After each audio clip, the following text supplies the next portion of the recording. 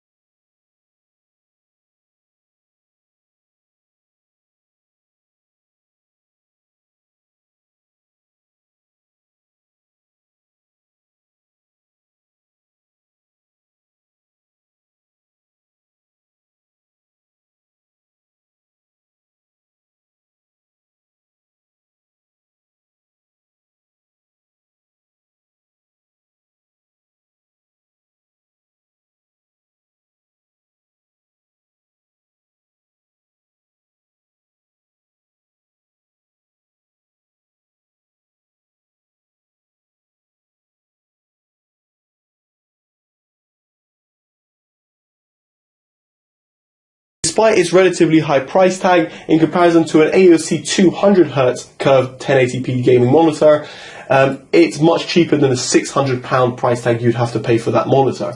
So given at £480, I think it's a very affordable gaming monitor. Now in terms of specs, it's a 34-inch curved 144Hz monitor that runs at 2560 x 1080, so it's a 1080p monitor. It has an aspect ratio of 21:9, has an IPS panel, it has a quoted response time of 14 milliseconds with a 5 milliseconds G2G, so it can be boosted down. I'll get into that in just a bit. In terms of inputs, it has two HDMI 2.0 inputs, one DisplayPort 1.2 input, and it's got a 2-port USB 3.0 hub found at the back, one of which has quick charge enabled. Other than that, it has a VESA 100x100 and it has AMD FreeSync built in. Its AMD FreeSync range over DisplayPort is 50Hz to 144Hz, which is a fantastic range for FreeSync gamers out there. Unfortunately, I cannot test its FreeSync capabilities because I don't have an AMD GPU in order to test that. Now, in terms of the actual build quality of the monitor, is first of all, that's the first thing I want to talk about of this monitor. Now, the monitor is relatively well built. When I say relatively well built, I feel that its stand could have been a little bit more premium, mainly due to the looks. Because in terms of functionalities, it does what it says on the tin. It holds down the monitor sturdy. And in terms of the adjustment, you can height adjust the monitor and you can tilt the monitor, which is exactly what you'd expect for a 34-inch monitor or a stand that's holding up a 34-inch monitor. However, the stand isn't too premium looking, it looks relatively cheap, and with its plastic look, I feel that it could have just been a little bit better, or LG could have paid a little bit more attention to it. In terms of bezels, it's got practically no bezels on the sides of the monitor. However, due to the way the display is made, you do have a black border. Now, the black border isn't too distracting and isn't something I would be too worried about, because it adds almost to it adds the extra bulk to the bezels. However, it's not super noticeable and it's not something that I would really be too worried about. So overall, in terms of build quality here, LG have done a fantastic job.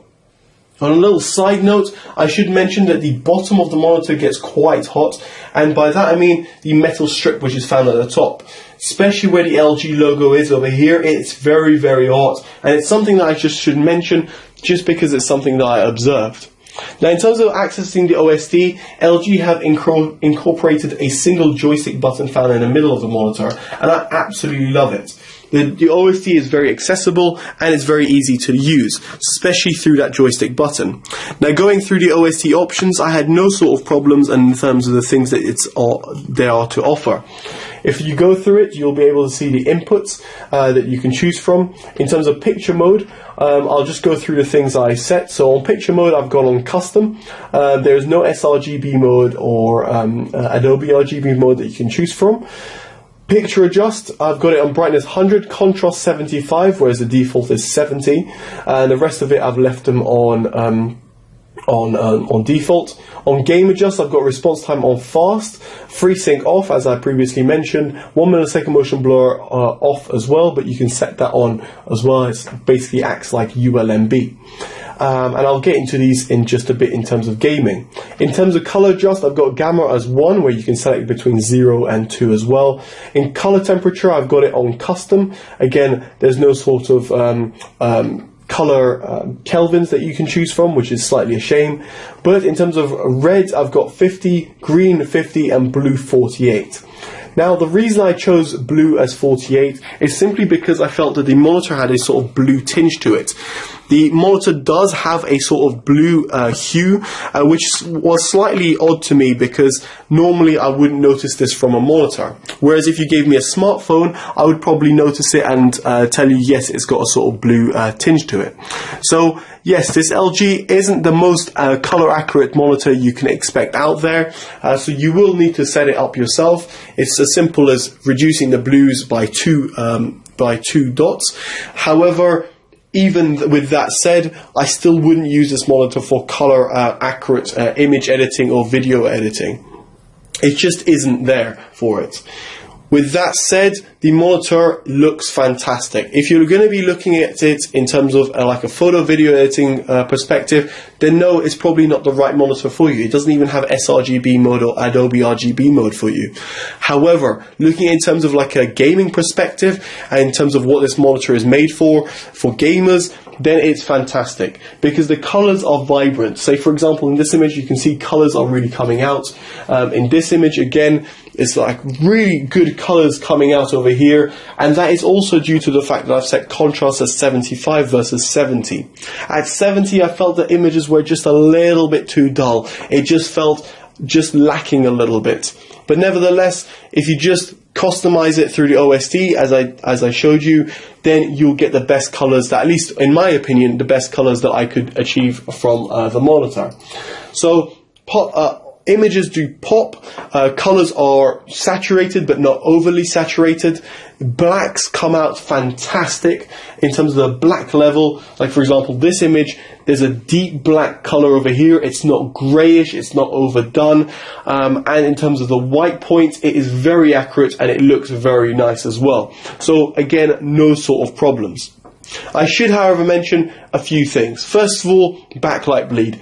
I didn't notice much backlight bleed, but given the size of the monitor, I do notice a slight backlight bleed coming from the top end of the monitor.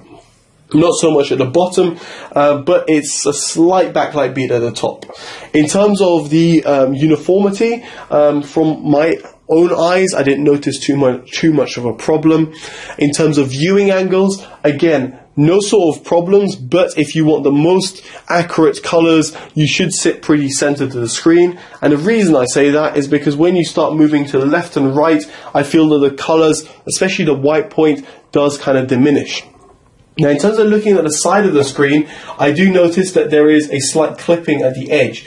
It's very hard to show you on the camera, but all I can do is try and describe it. Essentially, you lose a bit of text, a little bit of image on this side of the screen.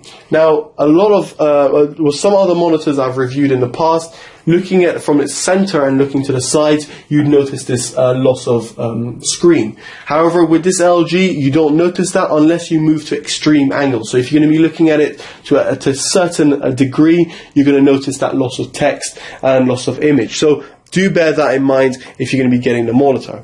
But overall, guys, colors were fantastic, and I'm very impressed with what LG have done over here. Definitely suggested in terms of viewing, say, games, for example, in a great resolution.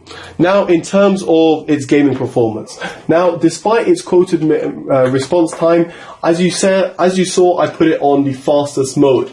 Now, the reason I put it on the fastest mode in terms of game adjust is because on the fastest mode, I didn't notice any sort of problems. Most times you put it on fast and you'd notice a lot of inverse ghosting or overshoot in terms of the ghosting. So therefore you'd notice a lot of purple haze and like black sort of images moving behind each other.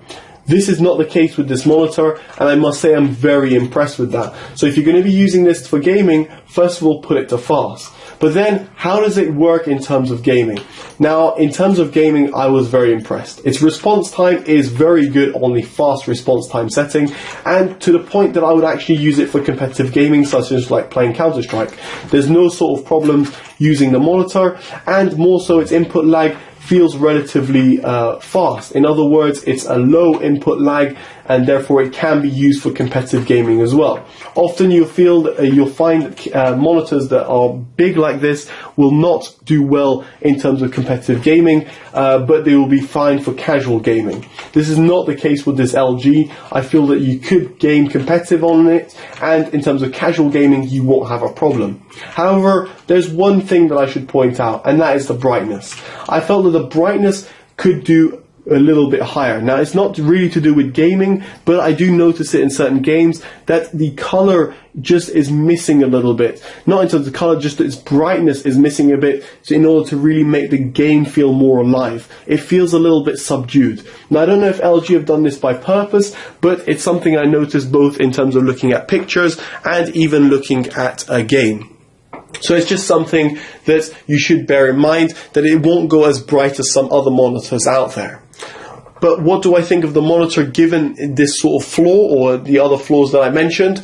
Well, for £480, I don't think you can come across a better curved 34-inch gaming monitor.